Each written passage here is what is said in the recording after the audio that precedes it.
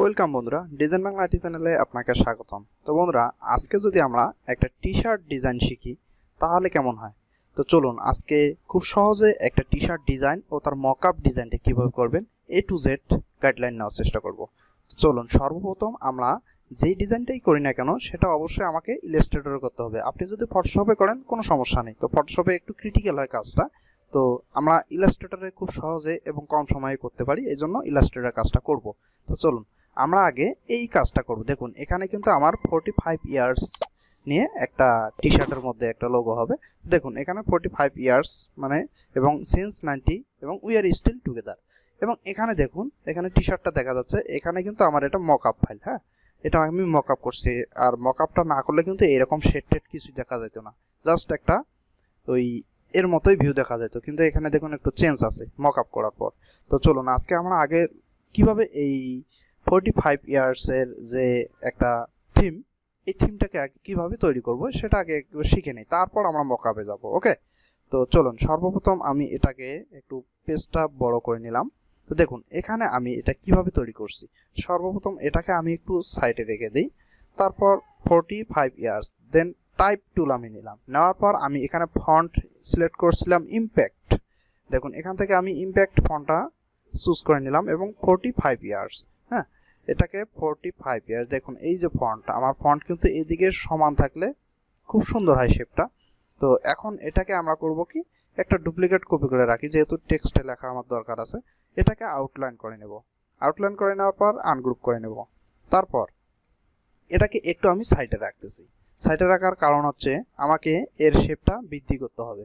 তো এখন আমি এখান থেকে জাস্ট একটু ড্র্যাগ করে এর মতো একটা শেপ নিয়ে নেব। দেখুন এতটুকু একটা শেপ নিয়ে নিলাম। তো দেখি এই 5টাকে আমি বসালে এই শেপটার সাথে ম্যাচিং হবে। তো আর একটু বড় নিলে হয়তো বা ভালো হবে, যাই হোক এটা পরে নেওয়া যাবে। দুইটাকে সিলেক্ট করলাম। সিলেক্ট করার পর আমি এখান থেকে দেখুন শেপ বিল্ডার টুল নামে একটু অপশন আছে, এটাকে আমি জাস্ট একসঙ্গে মার্জ করে দিলাম। ব্যাস, এখন কিন্তু আমার পুরো একটা হয়ে গেল। ওকে, তাহলে এটাকে আমি সোজা রাখলাম। তারপর এটাকে আপাতত একটা কালার দিয়ে আমরা এর উপরে নিয়ে আসব। ওকে, এটাকে দেখুন আমি এখানে উপরে নিয়ে আসলাম। এই লোগোটার মতোই কিন্তু আমরা তৈরি করব। আমরা কিন্তু এদিকে ফ্লাশ রাখবো না, একটু এদিকে নিয়ে আসব। ব্যাস, এখন কথা হচ্ছে আমাদের যাতে চারদিক দিয়ে একটু দেখা যায় বর্ডার। হ্যাঁ, সেই ক্ষেত্রে আমরা করব কি, এটাকে একটু নিচে আমরা দুইভাবে দিতে পারি। ডাইরেক্ট সিলেকশন দিয়ে মাথাটা শুধু নামাই দিতে পারি, অথবা আমরা এটাকেও টোটালি একটু নামাই দিতে পারি। এখন কথা হচ্ছে আপনি কি আরেকটু এদিকে দিতে চাচ্ছেন? হ্যাঁ, দিলে কোনো সমস্যা নেই। দেখুন এটার কিন্তু একটু স্পেস বেশি, এটার কম। তো সেই ক্ষেত্রে আমি ডাইরেক্ট সিলেকশন টুল সিলেক্ট করে একটু স্পেস দিয়ে দিলেও দিতে পারি, কোনো প্রবলেম নাই। দেখুন আমি খুব সুন্দরভাবে এটাকে ধরলাম। ওকে, তো নেওয়ার পর আমি আবারও শেপ বিল্ডার টুলস ইউজ করব। তারপর শুধু এই যে সাদা অংশ সিলেক্ট করলাম। ব্যাস, সাদা অংশ সিলেক্ট করার পর এই অংশটাকে জাস্ট ডিলিট প্রেস করব। দেখুন এটা কিন্তু আমার আলাদা হয়ে গেল। এখন আমরা এখান থেকে যে কোনো কালার ইউজ করতে পারি। দেখুন এখান থেকে এখান থেকে আমরা যে কোনো কালার ইউজ করতে পারি। দেখেন আপনি যে কালারটাই এখানে দিবেন না কেন সেই কালারটা এখানে কিন্তু ফুটে উঠবে। তো আমি এখান থেকে দেখুন এই কালারটা ইউজ করছিলাম, এই যে এত এত কালার দেওয়া হয়েছিল। ব্যাস, থাকুক, এটা ডিপিরা থাকলে ভালো হয়। আচ্ছা, এই কালারে রাখি। তো এখন আমার এই কাজটা গেল 45। এখন ইয়ার্স, এই ইয়ার্স লেখাটা আমরা এখান থেকে দিয়ে দিব YEARS, ইয়ার্স একটু স্মল করে নেই, আর আপার কেস থাকবে টেক্সটগুলো, তাহলে কিন্তু ভালো দেখা যাবে। ওকে, আপনি আপনার মতো করে এটাকে সাজায় নিতে পারেন, কোনো সমস্যা নেই। এটাকে ইয়ার্স একদম ঘরটা ফিল আপ করে দেব। 45 এর মাথায় এটা সেট হয়ে গেল। ওকে, তারপর এখানে আমরা কি করব, দেখুন এখানে আমাদের একটা দুইটা বর্ডার আছে, এই বর্ডার দুইটা আগে ক্রিয়েট করার চেষ্টা করি। তো এই জন্য আমরা পাথ টুল সিলেক্ট করব। এখান থেকে একদম মাথা পর্যন্ত নিতে পারেন, অথবা আপনি যদি উপর থেকেও দেন তার সমস্যা নেই। এই দেখুন আমি এটাকে সিলেক্ট করলাম, করার পর এটাকে আমরা 2-3 যে স্ট্রোক যাই রাখি এটাকে দিয়ে দেব। দেখুন ওকে, স্ট্রোক অনেক মোটা হয়ে গেছে, আমরা 3 স্ট্রোক রাখলাম। ওকে, এটার কালার আমরা এই কালারটা দিয়ে দিতে পারি, এই কালারটা। ওকে, তারপর এটাকেও সেম ভাবে আমরা একটা কপি করে নিতে পারি, অথবা আমরা আবারও এখান থেকে একটা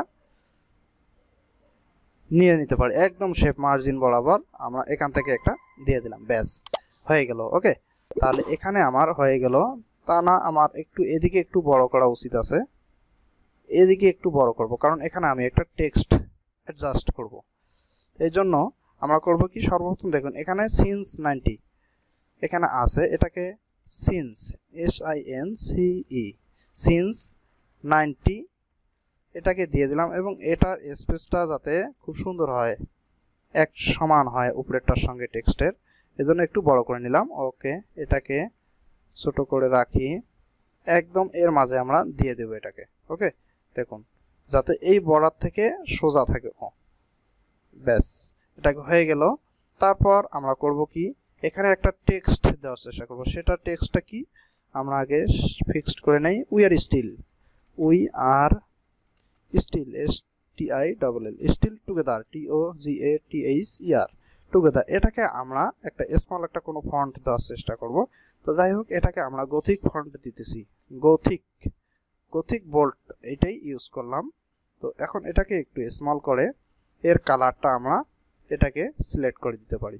ওকে, তারপর এটাকে আমরা অ্যালাইন বরাবর এটাকে খুব সুন্দরভাবে অ্যাডজাস্ট করে নিলাম। এখন একটু আমাদের ফাঁকা থাকলো, তো এই জন্য আমরা করতে পারি কি, এখান থেকে আমরা কিছু লাইন ড্র করে দিতে পারি। দেখুন লাইন ড্র করে দিতে পারি। তারপর এই যে পর্যন্ত আমরা লাইন ড্র করব, এর স্ট্রোকটা থাকবে মাত্র 1, ঠিক আছে, 1 স্ট্রোকটা আমরা 1 রাখবো, 1 আছে। তারপর এটাকে আমরা এভাবে কন্ট্রোল D দিয়ে ডুপ্লিকেট কপি করে নিতে পারি। অল সিলেক্ট করে আমরা এখান থেকে অ্যালাইনের, দেখুন এই অ্যালাইনের অপশনটা এটা দিলে তার গ্যাপটা নির্দিষ্ট পরিমাণ থেকে যাবে। ওকে, তো এখন দেখতেছি এখানে কিন্তু এর মাথাটা একটু বেশি এসে গেছে। তো এই জন্য আমরা করব কি, একটু এই পর্যন্ত এই টেক্সট পর্যন্ত দিব, এবং এই যে উই এর লেখা এর মাথাটা অ্যালাইন করে দিলাম। ব্যাস, এদিকেও কি অ্যালাইন হয়েছে? হ্যাঁ, অ্যালাইন হয়েছে। ওকে, তাহলে কিন্তু আমাদের খুব সুন্দর একটা শেপ হলো। এটাকে যদি আমরা আরেকটু বড় করতে চাই, বড় করা যায়, কোনো সমস্যা নেই।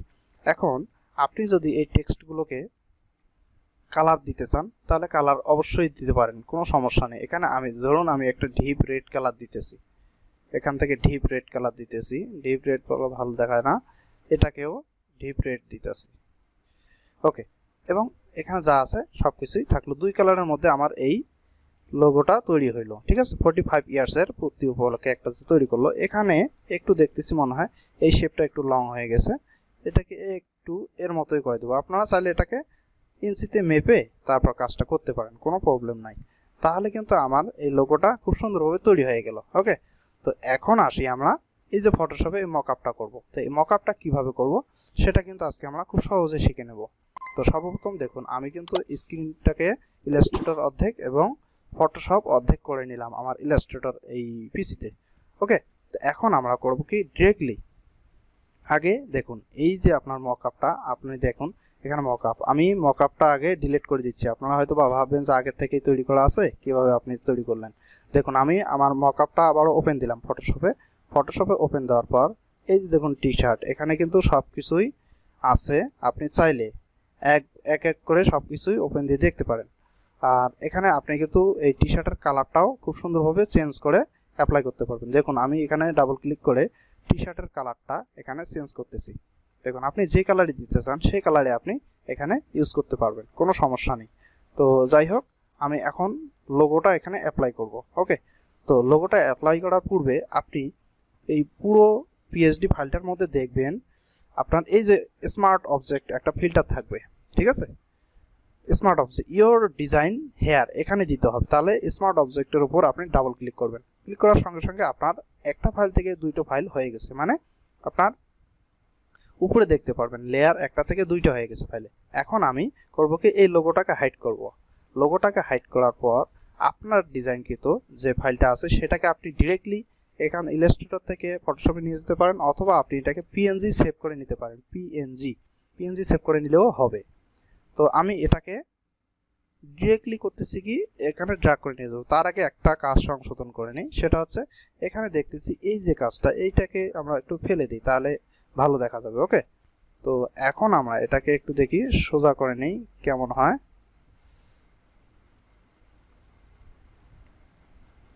তবুও একটু কাছাকাছি আসে, এই কাছাকাছি আসলে একটু খারাপ দেখা যায়, তাই না?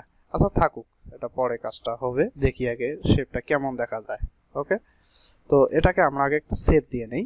এটাকে সেভ দিলাম, তারপর আমি সরাসরি এটাকে ড্র্যাগ করে দেখুন আমি ফটোশপে এনে ছেড়ে দিলাম। ফটোশপে ছেড়ে দেওয়ার পর আমি জাস্ট একটা ইন্টারপ্রেস করব। ইন্টারপ্রেস করার পর আমার লোগো কোনটা আমি আগে লেয়ারটা দেখে নেব। নেওয়ার পর অবশ্যই আমার সিলেক্ট থাকতে হবে লেয়ারে, এবং আমি মুভ করতে পারি। কোথায় আপনি বসাবেন, কোন দিকে বসাবেন সেটা আপনার বিষয়। আপনি যদি ছোট বড় করতে চান অবশ্যই কন্ট্রোল টি প্রেস করে ট্রান্সফর্ম অপশন নিয়ে এসে ছোট বড় করবেন। এখন আমি জাস্ট কিবোর্ড থেকে কন্ট্রোল এস প্রেস করলাম। এখন দেখুন এখানে একটা আপনার অপশন চলে আসলো pop up, just okay press করে দিবেন। এখন আপনি মূল ফাইলে চলে যান। মূল ফাইলে আসার পর দেখুন আপনার লোগোটা কিন্তু খুব সুন্দরভাবে এখানে হয়ে গেছে। এখানে খুব সুন্দরভাবে মকআপ হয়ে গেছে। এখন দেখুন আপনার মকআপটা। এখন একটু স্ক্রিনটা বড় করে দেখি, দেখুন আপনার কিন্তু মকআপটা খুব সুন্দরভাবে হয়ে গেছে।